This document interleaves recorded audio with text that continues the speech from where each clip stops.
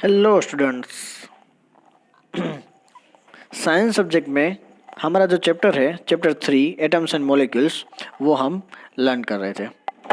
ठीक है, अब उसमें लास्ट पर्सन है वो सिर्फ बाकी है, बाकी का सब हमें ने लर्न कर लिया था। ठीक है, तो हम डायरेक्टली जाते हैं हम अपने पॉइंट पे। हमने लास्ट टाइम है वो मॉलिक्यूल है वो लर्न किया था। ठीक है, मॉलिक्यूल्स उसमें क्या है कि जो एटम्स होते हैं वो केमिकली एक साथ बॉन्ड के थ्रू ज्वाइंट होते हैं। ठीक है, अब वो जो बॉन्ड के साथ जुड़े होते हैं वो स्ट्रॉन्ग होते हैं, तो वो बॉन्ड के साथ जुड़े हुए होते हैं तो वो एटम्स बन जाते हैं। ठीक है, ये हमने लास्ट टाइम लर्न किया था। अब यहाँ पे हमें लर्न करना है मॉलिक्यूल्स ऑफ एलिमेंट्स। अब यहाँ पे जो लिखा है वो डायरेक्टली मैं आपको कह रहा हूँ।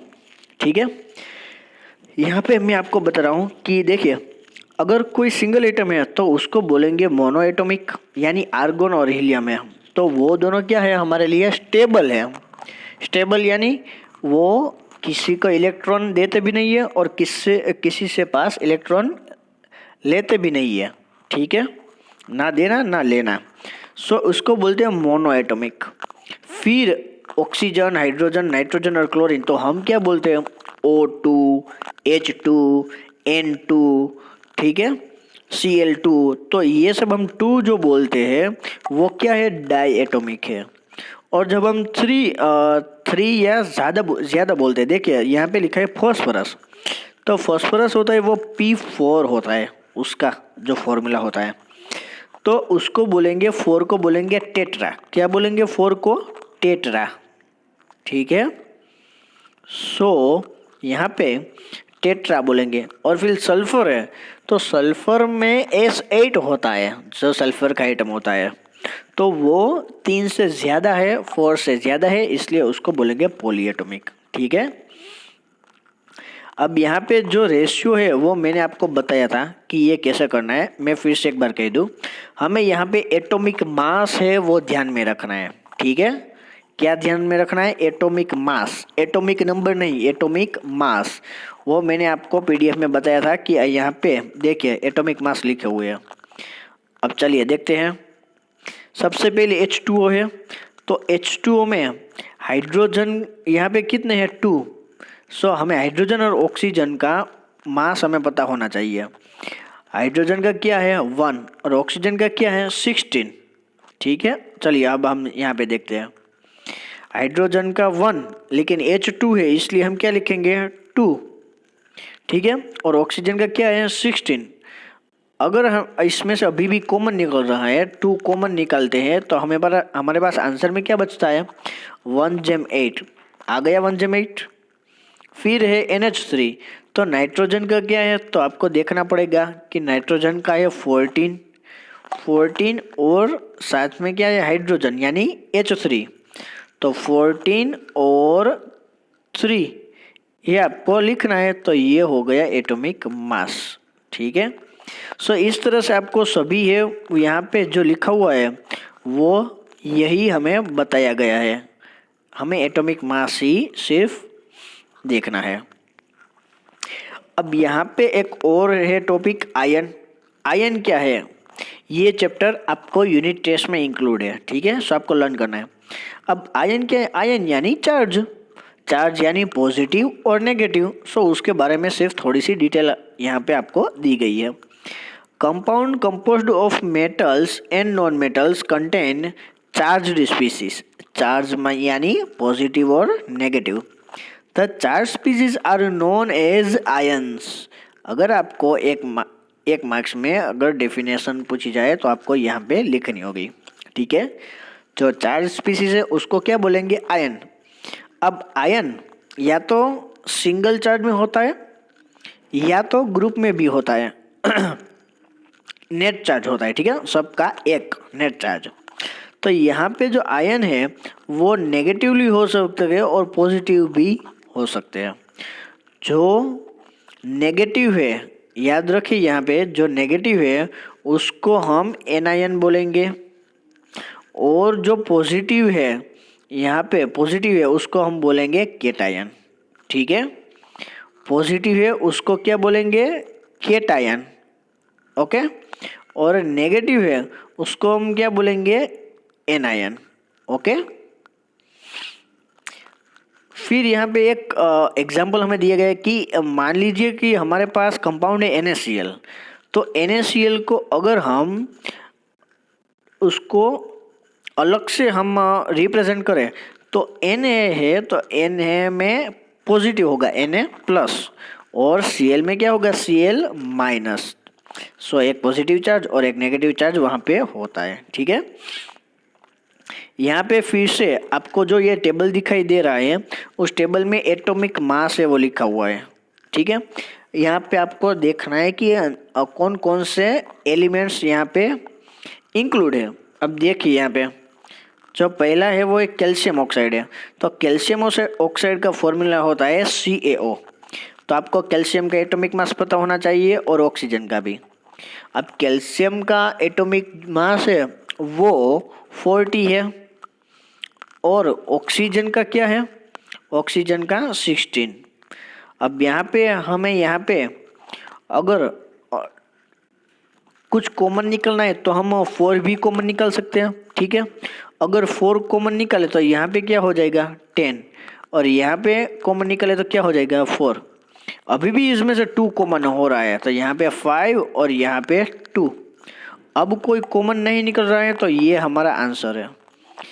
इस तरह से यहाँ पे मैग्नीशियम और सल्फाइड है तो यहाँ पे इंक्लूड है मैग्नीशियम और सल्फर, और यहाँ पे सोडियम क्लोराइड है तो यहाँ पे Na और Cl ये भी क्या है उसमें इंक्लूड है। तो आपको उन सब के एटॉमिक मास है वो आपको पता होना चाहिए, तभी आप ड्रॉ कर सकते हैं, ठीक है।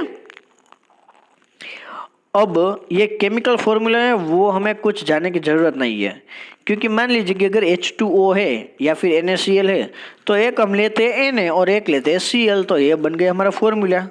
तो ये कोई क्वेश्चन नहीं है, ये सिर्फ लर्न करने की बात है, वो पहले ही मैं आपको डिटेल में कह चुका हूँ, ठीक है। अब यहाँ पे ये जो चार्ट है ये आपको इसमें से कुछ कुछ याद रखने हैं। किसकी जो सिंबल है, सिंबल ये वैलेंसी है। अब वैलेंसी किस तरह से मैं आपको बताता हूँ। फर्स्ट है सोडियम। सोडियम का एटॉमिक नंबर क्या है, याद कीजिए। सोडियम का एटॉमिक नंबर क्या है 11।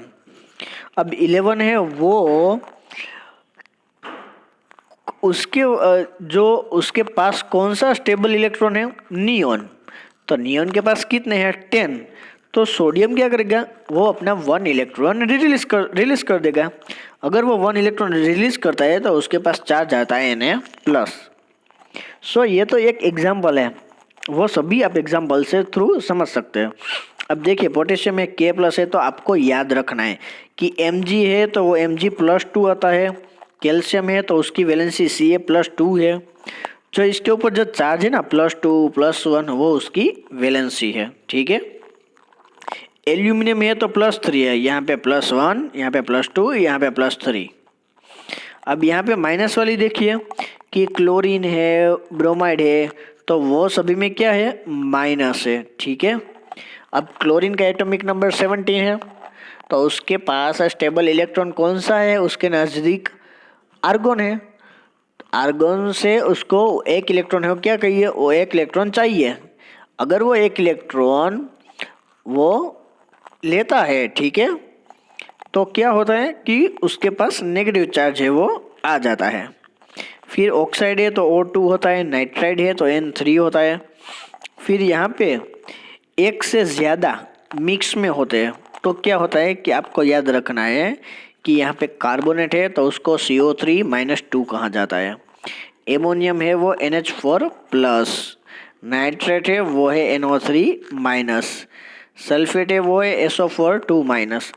तो ये सभी याद नहीं रखने हैं, आपको जो जो चैप्टर में आ रहे हैं वो आप याद रखते जाइए, ठीक है।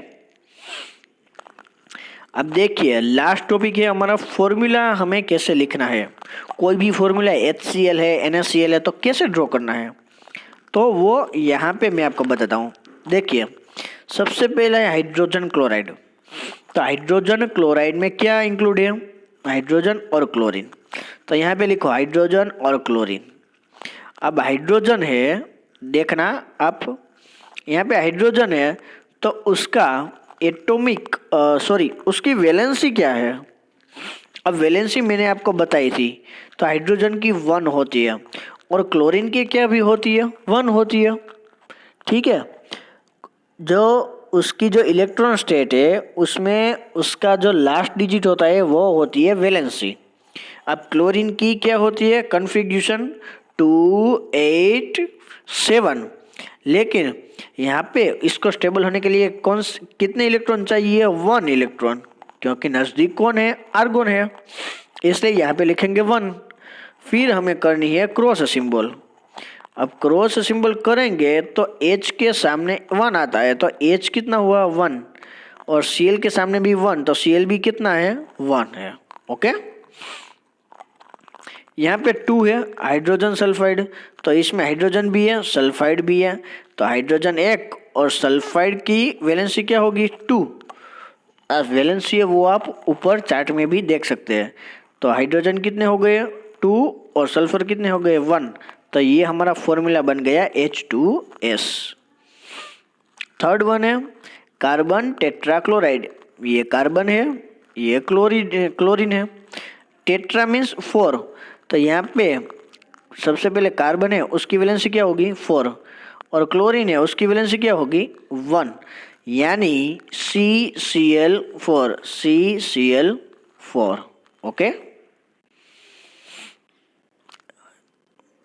फिर है मैग्नीशियम क्लोराइड Mg और Cl। तो Mg की क्या होगी? +2, Cl की क्या होगी? 1-। तो यहाँ पे होगी Mg और Cl की क्या होगी? 2, यानी MgCl2। अब कोई भी वैलेंसी अगर आपको नहीं पता चले तो आपको ऐसा याद रखना है कि नज़दीक में स्टेबल इलेक्ट्रॉन कौन सा है, तो उसको कितने इलेक्ट्रॉन चाहिए वो उसकी वैलेंसी है। ये इजी स्टेप है, ठीक है। फिर है एल्यूमिनियम ऑक्साइड। अब इसमें देखिए यहाँ पे साइन भी इंक्लूड किया हुआ है। एल्यूमिनियम है तो यहाँ पे +3 चार्ज है, और ऑक्सीजन है तो -2 है, वो आप चार्ट में भी देख सकते हैं, ठीक है। तो यहाँ पे Al कितना है? 2, और ऑक्सीजन कितना हुआ? 3, तो हम लिखेंगे Al2O3। कैल्शियम ऑक्साइड है तो Ca और O, तो Ca की +2 है, ऑक्सीजन की -2 है। क्रॉस कीजिए, जिसके सामने जो आता है वो लिख लीजिए। दोनों के सामने 2 आ रहा है, इसलिए 2 है, अगर वो कॉमन निकाले तो हमारे पास क्या रहेगा? CaO। तो इसलिए कैल्शियम ऑक्साइड का फॉर्मूला है वो हम CaO लिखते हैं, ठीक है। फिर यहाँ पे है Na और NO3, सोडियम नाइट्रेट, Na और NO3। तो सोडियम का भी प्लस है और NO3 का आप याद रख लीजिए -1 है। दोनों को क्रॉस कीजिए तो दोनों के पास 1-1 है, इसलिए फॉर्मूला बन जाएगा NaNO3। कैल्शियम हाइड्रोक्साइड, यहाँ पे लिखिए कैल्शियम, यहाँ पे लिखिए हाइड्रोक्साइड। कैल्शियम की वैलेंसी क्या है? +2, हाइड्रोक्साइड की -1।